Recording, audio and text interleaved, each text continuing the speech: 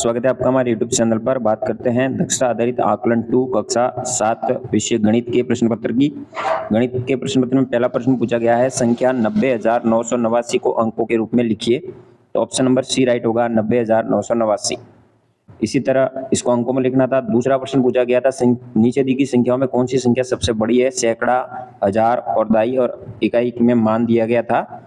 तो यहाँ पे ऑप्शन नंबर बी राइट होगा, 5,000, 30 सैकड़ा, 4 दाई और 6 इकाई। इनका योग करने पर सबसे बड़ी संख्या प्राप्त होगी और वो होगी 9,046। क्योंकि यहाँ पे 30 सैकड़ा है, मतलब 30 के हिसाब से 00 यानी 3,000 इसका मान होगा, या 300 ना होकर के, इसलिए संख्या बी ऑप्शन राइट होगा यहाँ पे। तीसरा है, अंकों की पुनरावृत्ति किए बिना 6, 5, 0, 2 और 8 से बनने वाली सबसे बड़ी 5 अंकों की संख्या बनानी है।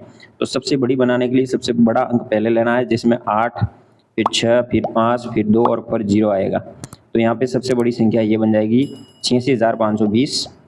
इसी तरह चौथा प्रश्न है, दो संख्याएं आपके सामने, इनका योग किसके बराबर होगा। तो ये होगा ऑप्शन नंबर डी, जिसमें 10,000, 1,000, 100, 30 और 9 इसके बराबर हो जाएगा इनका योग। पांचवें प्रश्न में, निम्नलिखित संख्याओं में किस संख्या में अंक 3 और अंक 6 के स्थानीमान का योग सबसे कम है। तो वो ऑप्शन नंबर बी में है, 32,456 में, जिसमें 3 और 6 का योग है सबसे कम है। वार्षिक उत्सव समारोह में प्रत्येक विद्यार्थी को पुरस्कार स्वरूप एक पानी की बोतल दी जाएगी। यदि 6 बोतलों के पैक का मूल्य 125 है तो 72 विद्यार्थियों को पुरस्कार के लिए कितनी राशि खर्च होगी। तो यहाँ पे 1,500 रुपये राशि खर्च होगी टोटल। अगला प्रश्न है, निम्नलिखित में से सहअभाज्य संख्या का उदाहरण है। दोनों अभाज्य संख्याएं ऑप्शन नंबर सी 13 और 17 दी गई है। फिर 18वें में मिलान करना है, 15 का गुणनखंड क्या होगा। तो ए का मिलान होगा 2 से 15 का गुणनखंड 15, 13 का गुणज हो जाएगा 156।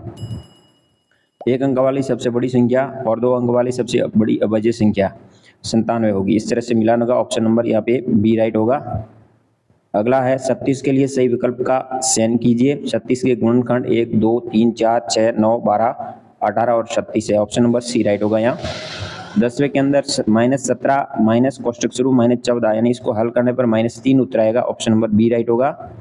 11वें के अंदर एक शहर का तापमान -3 डिग्री सेल्सियस है। दोपहर में तापमान 60 डिग्री सेल्सियस बढ़ गया और फिर रात में 5 डिग्री सेल्सियस कम हो गया। तो यहाँ पे शहर का तापमान रात को कितना होगा फिर, तो 1 डिग्री सेल्सियस होगा माइनस में।